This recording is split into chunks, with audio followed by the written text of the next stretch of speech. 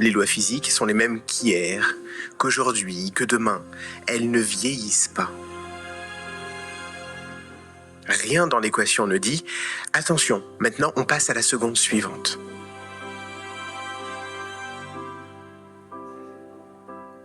La flèche du temps, le fait qu'on se souvienne du passé mais jamais du futur, ne se lie pas directement dans les lois de la physique.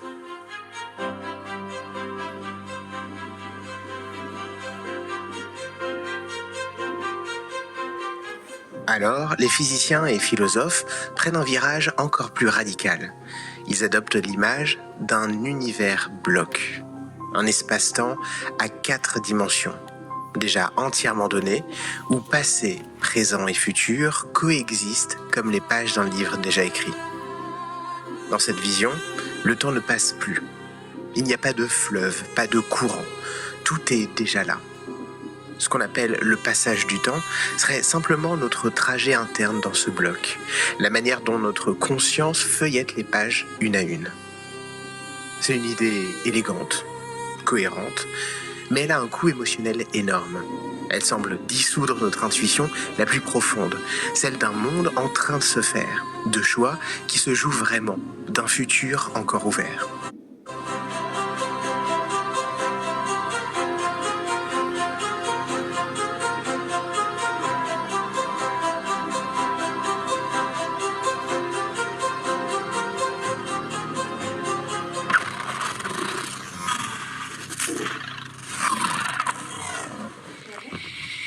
A l'inverse, si on adopte le pessimiste, l'idée qu'un seul temps présent existe vraiment, que le passé n'est plus et que le futur n'est pas encore, alors on sauve cette intuition.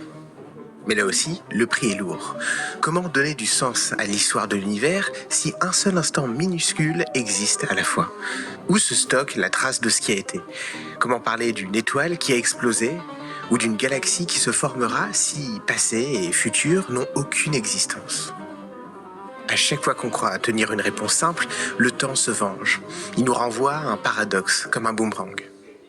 La grande révélation n'est peut-être pas ce qu'est le temps, mais ceci, c'est-à-dire que quel que soit le camp qu'on choisit, on paye en paradoxe.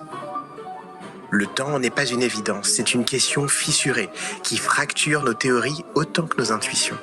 Et peut-être que la seule chose qu'on peut affirmer sans se tromper, c'est qu'on vit dans le temps, sans vraiment savoir ce qu'on vit.